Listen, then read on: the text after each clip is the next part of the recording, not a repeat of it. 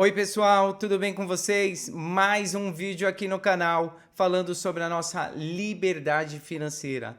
E hoje eu vou falar sobre a nossa psicologia financeira. Quais são os principais erros do investidor? Por que que o investidor tende a tomar decisões erradas na hora da emoção? Então vamos lá, sem enrolação, vamos para o vídeo. Por que que as pessoas ficam inseguras de tomar a decisão? Quando a gente monta uma carteira de investimento, a gente já tem que deixar tudo organizado, que nem eu falei no vídeo anterior. Quanto você vai ter em exposições em ações, em fundos imobiliários, renda fixa ou outros fundos. Então isso já tem que estar estruturado antes mesmo de você começar a investir. E aí você vai ajustando a sua carteira com os seus aportes. O mercado financeiro é naturalmente incerto, mas a maior fonte de risco não está nos gráficos, e sim diante do seu espelho.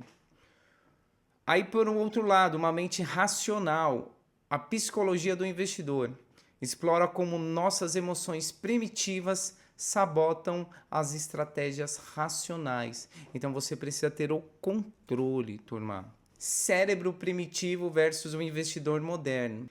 Enquanto o mercado exige frieza e cálculo, o nosso cérebro é programado para reagir com medo, ganância, proteção e ego. Fundamental ter o plano de investimentos, ter o plano da sua carteira, porque com isso você anula todos esses comportamentos. O perigo de ler apenas o que você gosta. Quando tem os ativos na bolsa, a gente não tem que se apegar aos ativos, não temos que nos apegar às empresas, porque as empresas elas podem realmente ter uma grande rentabilidade, um futuro promissor, e algumas empresas não, algumas empresas vão à falência, e isso acontece.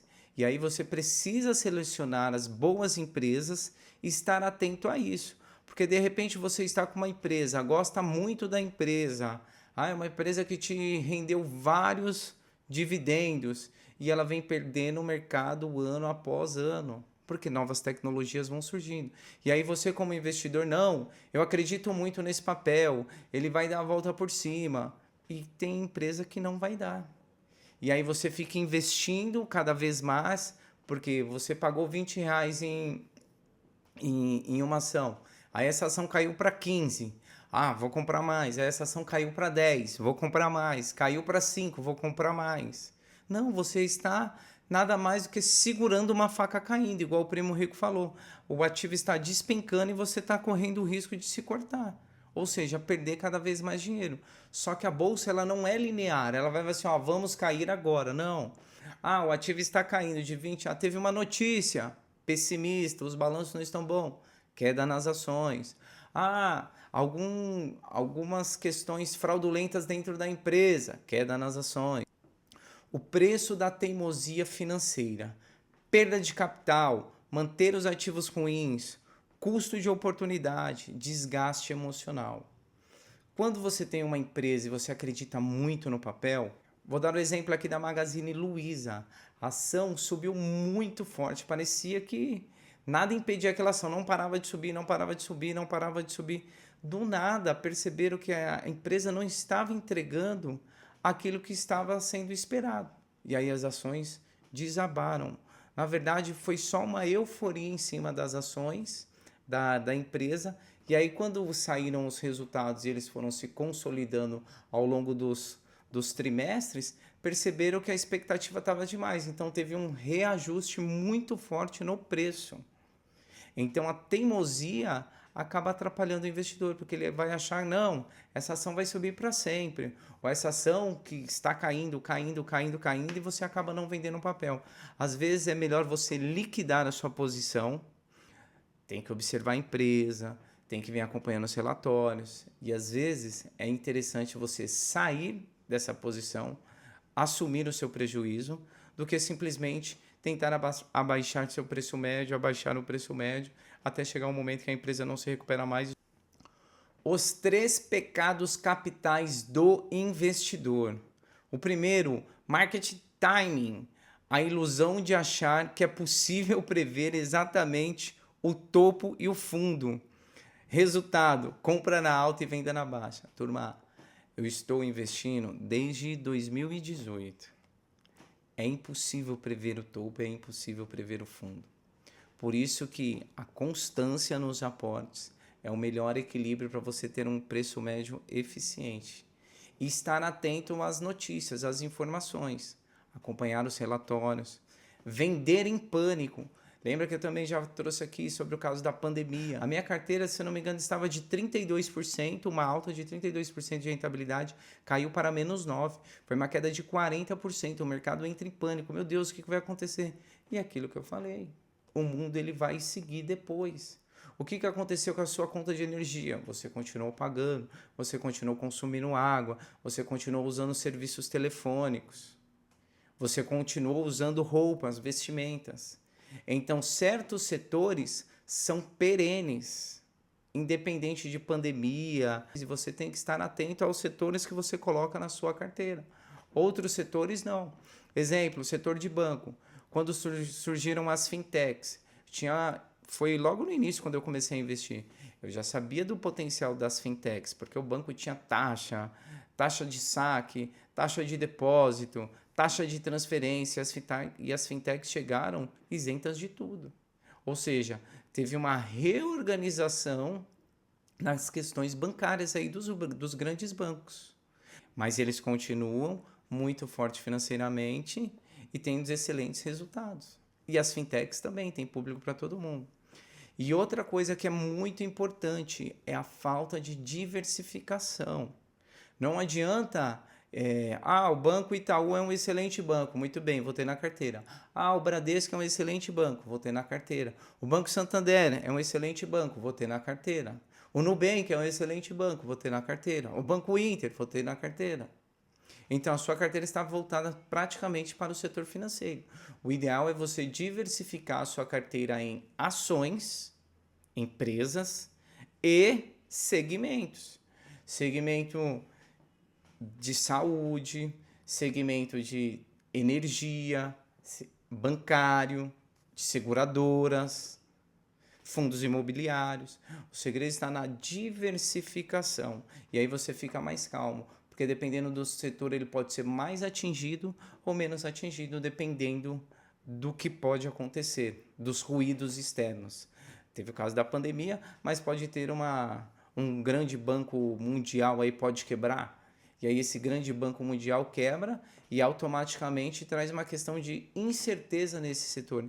E aí abala com todos os seus ativos, se você estiver muito concentrado em uma posição, em um setor, desculpa. Vamos lá.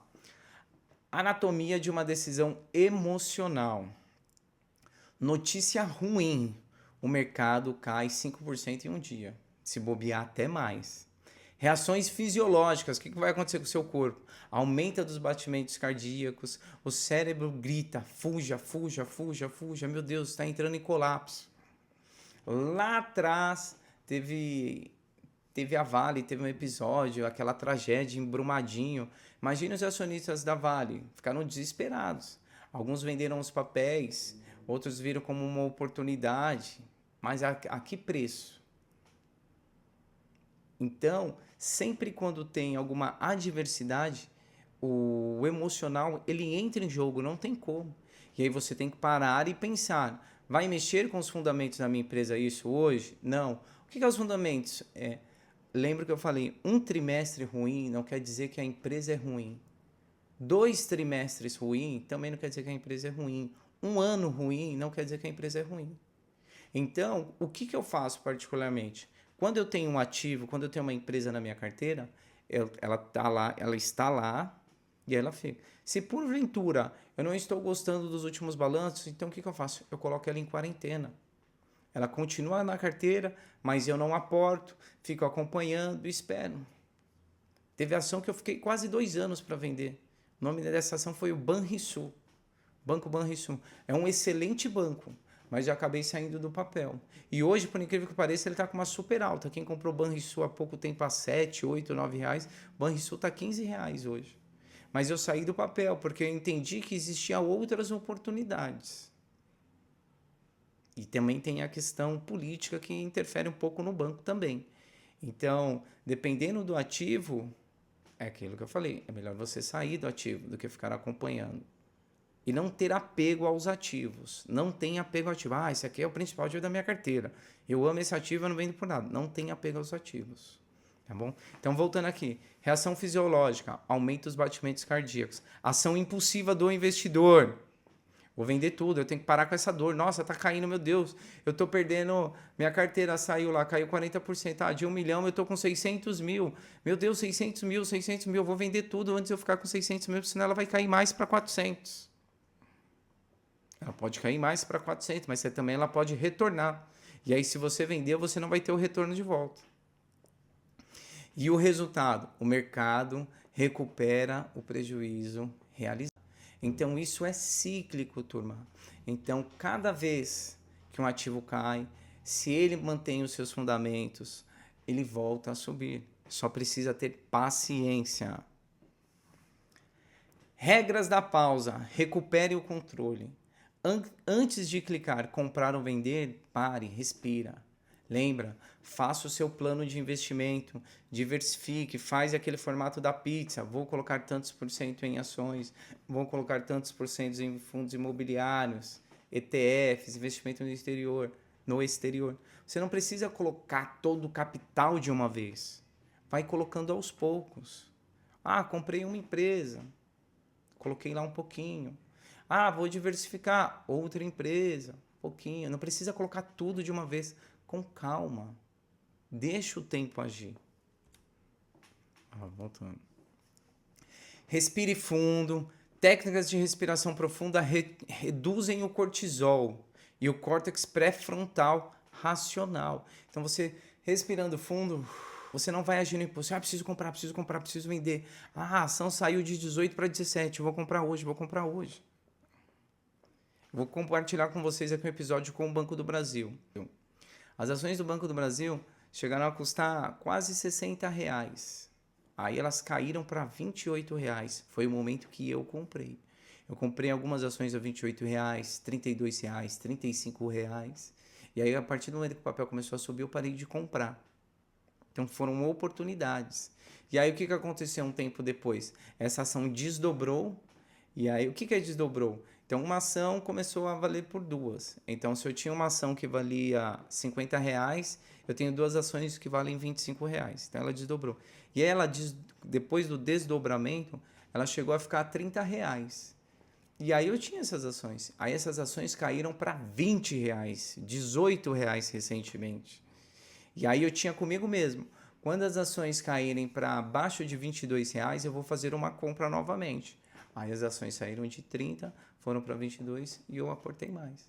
E eu tinha na minha cabeça assim, se essas ações chegarem a R$17, eu vou comprar mais. E aí não chegou a 17, chegou a 18 e pouco. Comprei? Não comprei. Mas eu fiz lá a compra a 20, a R$22 eu fiz. Então tem o plano, não é você, tá caindo, eu paguei 30. No início da minha jornada, aconteceu isso com o Itaúsa. Eu comprei Itaúsa, ai meu Deus, está caindo o valor. Aí eu comprava mais, ai meu Deus, está caindo. E aí, conforme você vai tendo a experiência, vendo outras pessoas como investem, isso acaba ajudando você. Então, respire fundo, espere, coloque um intervalo de 24 horas para grandes decisões. Então, eu estou pensando em fazer um grande giro na carteira. Eu fiz apenas um grande giro na minha carteira. E aí, aquele grande giro, primeiro eu estruturei todo o que eu iria fazer, coloquei no papel, esperei, fiquei estudando aquela semana sobre isso, como que eu iria fazer, qual ativo que eu iria vender mais, menos. E aí eu organizei isso e fiz com calma, com paciência. Não foi impossível, não, vou tirar minha carteira agora porque tal ação está subindo, tal ação está caindo. Não, você reorganiza. Nessa época eu tinha mais ações de crescimento, aí acabei vendendo um pouco dessas posições de crescimento e investindo um pouquinho mais em ações de dividendos. Questione, estou agindo baseado em fatos ou medo de perder? Lembra o objetivo inicial, a sua estrutura. Troque o ruído diário pelo horizonte de anos. Investir é médio e longo prazo. Eu diria que eu comecei em 2018, hoje estamos em 2026. Eu diria que eu estou ainda só no médio prazo. Eu não estou nem no longo prazo ainda. Curto para médio prazo, porque o horizonte é muito grande. Então, a perspectiva, Renato, você pretende sair, zerar a posição? Não, não pretendo. Eu só pretendo acumular cada vez mais ativos. Aos poucos e, de preferência, com constância. Então, assim, ó, conceito. Disciplina é a capacidade de seguir um plano quando as emoções dizem ao contrário. É aquilo que eu venho falando. O medo, a insegurança. Todo mundo está vendendo, o mercado está caindo, está em crise. Vai acontecer o colapso. Lembre-se, pensamento racional. Isso que está acontecendo vai interferir em tais empresas que eu tenho em carteira? Sim ou não? Não. Se ela interferir nessa empresa que eu tenho agora, essa empresa ela já passou por outras crises? Sim, não, sim, já passou. Essa empresa é uma empresa centenária, é um setor que ela é vital para a sociedade? Sim, então não tem por que sair do papel por causa de um ruído, de uma turbulência. E aí, se você sair nesse ruído, nessa turbulência, você vai vender com preço médio baixo, aí a ação vai se recuperar, o preço vai voltar ao normal e aí você vai querer comprar novamente. Só que aí você vendeu muito abaixo e para você entrar tá caro. Se você tivesse permanecido na posição ou ter aportado mais ou acreditado mais na empresa, você teria uma grande valorização. Então, assim, defina metas claras de longo prazo. Quais são suas metas? Qual é a sua posição hoje? E certifique-se, tome cuidado assim, tal ação já subiu 10%, está em 15%, 20% da minha carteira. Não, vou vender essa ação, eu vou colocar nessa ação aqui, que ela quase não cresce. Ou seja, você está tirando o dinheiro daquela ação que está performando super bem na sua carteira e está colocando o dinheiro naquela ação que não vem performando. Será que se você não investisse mais nessa ação ou em alguma outra ação dentro desse setor, não seria mais interessante do que você simplesmente ficar tirando? Lógico, se ela crescer demais, acho coerente você reorganizar, mas não ficar só investindo naquela ação que ficou para trás em termos de rentabilidade. A consistência bate a genialidade. Não tente acertar a grande tacada. Foca em se manter no jogo. E é exatamente isso, é você focar em bons ativos. O lucro é a recompensa da paciência. Os maiores investidores da história não são aqueles que giraram a carteira diariamente, mas os que compram bons ativos e esperam. Temos o internacional, Warren Buffett, é o principal investidor mundial. A média da carteira dele, se não me engano, é 20% ao ano, historicamente. 20% é excelente. Temos o nosso investidor aqui, o Luiz Barsi. Se não me engano, ele tem quase 6 bilhões em pessoa física, investidos na pessoa física dele. É através da paciência. Então, gente, arme a sua mente, blinde a sua mente, os recursos essenciais. O desenvolvimento da inteligência emocional é um processo contínuo de educação. Eu trago isso aqui para vocês porque os imprevistos vão acontecer. Eu tinha me organizado naquela época, quando eu comecei a investir, eu já tinha uma reserva de emergência e uma reserva de oportunidade quando eu comecei a investir, que a bolsa caiu 40% no circuit break. Só que aí, primeiro o circuit break, eu nem sabia o que era isso. Aí o segundo, comprei ações. Aí o terceiro, nossa, de novo, já vai recuperar. Comprei mais ações. Aí teve o quarto, o quinto, o sexto, o sétimo, falei assim, meu Deus, isso não vai ter fim? Do mesmo jeito, quando tiver a alta, você vai ficar com aquela sensação, meu Deus, isso não vai ter fim, eu preciso entrar na bolsa, eu preciso entrar na bolsa. Hoje a bolsa está na máxima, né? Dentro das máximas históricas. E aí, se você entrar no momento mais caro dentro da máxima história, pode não ser tão interessante. Então, tente entrar aos poucos. Lembrando que isso não é uma recomendação. Cada investidor tem o seu perfil. Uns são mais agressivos e outros são mais conservadores. Mas a tendência de bolsa no longuíssimo prazo sempre é de alta. Eu vou mostrar aqui o dado do Ibovespa aqui para vocês. O Ibovespa, se você pegar desde o início até os dias de hoje, ele sobe caindo. É uma reta só. Só que ele sobe, ele desce, ele sobe, ele desce. Ele tem queda de 40%. Olha aqui a queda aqui da pandemia que eu falei para vocês aqui, de 2020. Olha que absurdo, olha quanto que caiu. Caiu 40% da minha carteira nesse momento. E o que eu fiz? Aportei mais. Se tivesse dinheiro, teria aportado mais. Então, esteja preparado para a próxima. É por isso que eu falei para vocês. Hoje meu caixa é pequeno. A minha ideia é aumentar um pouquinho o caixa agora, porque eu estou vendo esse boom de alta novamente. Vou reservar um pouquinho mais de dinheiro para o meu caixa, mas continuarei aportando nas empresas, tá bom? Checklist do investidor racional. Antes de qualquer operação, verifique: essa decisão está no meu plano original? Estou diversificando ou concentrando risco? Já respirei e expirei. O momento é de euforia ou pânico? Vai passar? Estou ignorando evidências contrárias. Viés de confirmação. É aquilo que eu falei no começo do vídeo. Nossa, eu acredito tanto nessa empresa que eu acho que essa empresa não vai cair. Ela sempre me deve muito retorno. Não, ela caiu, eu vou comprar um pouquinho mais. Então, cuidado. Não supervalorize. Lembre, você é um investidor. E aí, a partir do momento que você é um investidor, se porte como um. Cuidado com as armadilhas, com as indicações de colegas. Então, não ignore os papéis. Se a empresa apresentou um resultado ruim, próximo trimestre outro resultado ruim, acompanhe a empresa com um olhar mais próximo. Veja qual é o setor que ela está. Veja quais são os contratos, o tempo. Tem as empresas de transmissão de energia aí com concessões muito longas. Algumas empresas vão vencer as concessões. E a empresa está se ajustando para adquirir novos leilões, está participando, está adquirindo novas aquisições. Então tem que ficar acompanhando sempre. E assim, o segredo, turma, não é prever o futuro. Não tem como. É combinar a técnica junto com o comportamento. Esse que é o difícil, é saber equilibrar isso. A parte técnica com o comportamento. Não deixar as emoções tomarem conta e nem ficar muito aqui naquele negócio, não, só técnica, não, eu não posso. Eu não posso deixar a minha ação passar de 10% da minha carteira. Ou seja, ela está evoluindo, evoluindo, evoluindo e você vendendo posição, vendendo posição, vendendo posição.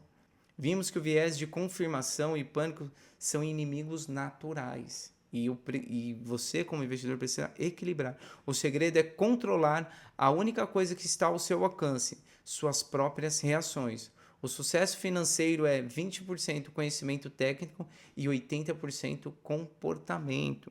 Tem alguns canais que você pode acompanhar. Teve dica de hoje, ele comprou uma ação lá, Saraiva. A Saraiva faliu e continuou na carteira dele lá. Mas isso foi para ele ilustrar que mesmo você escolhendo o ativo ruim, isso fica insignificante na sua carteira. Então, assim, continue a sua jornada de autocontrole. Comente aí qual foi a maior lição que você aprendeu nesses erros que eu mostrei para vocês. Se inscreve no canal. Para mais conteúdo sobre como dominar a mente e o mercado, segue o canal, invista com inteligência e invista com calma, turma.